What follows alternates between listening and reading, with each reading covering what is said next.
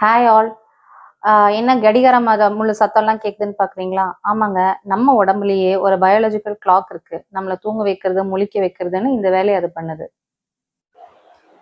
So இந்த biological clock or circadian rhythm அப்படின்னு சொல்றது எதனால அஃபெக்ட் ஆகுதுன்னா, ஃபர்ஸ்ட் வந்து லைட். ஸோ லைட் வெளிச்சம் இருக்கும் போது நம்ம அவேக்கா இருப்போம், நைட் டைம் வரும்போது நம்ம தூங்கிடுவோம். ஸோ இதுக்கான ஹார்மோன்ஸும் ஒர்க் பண்ணுதுங்க. ஸோ கார்டிசோல் ஹார்மோன் வந்து நம்ம முழிக்க வைக்கிறதுக்கு ஹெல்ப் பண்ணுது. மெலட்டோனின் ஹார்மோன் வந்து நம்ம ஸ்லீப்பிங்க்கு எஃபெக்ட் பண்ணுது. இனுலின், அஸ்டைல்கோலின் இந்த மாதிரி வாசோப்ரெசன் நிறைய ஹார்மோன்ஸும் இந்த சர்க்காடியன் ரிதம் மெயின்டெனன்ஸ்க்கு ஹெல்ப்ஃபுல்லா இருக்கு. இன்னொன்று வந்து ஏஜ் ஃபேக்டர்.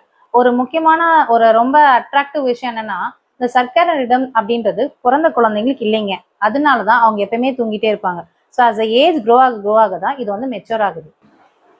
ஸோ இந்த சர்க்காடியன் ரிதம் எப்பெல்லாம் அஃபெக்ட் ஆகுதுன்னா, நம்ம ஓவர் ஸ்ட்ரெஸ் ஆகும் போது, ஓவர் ஒர்க் பண்ணும் போது, லேட் நைட் தூங்குறது, ஏர்லி மார்னிங் ரைஸ் பண்றது, இல்லைன்னா ஏதாவது அந்த தூக்க மாத்திர மாதிரி மெடிகேஷன்ஸ் எடுத்துக்கிறது, அப்புறம் டிராவல், பிளெயின்ல டிராவல் பண்றது, வேற ஊருக்கு டிராவல் பண்றது, so change over of time.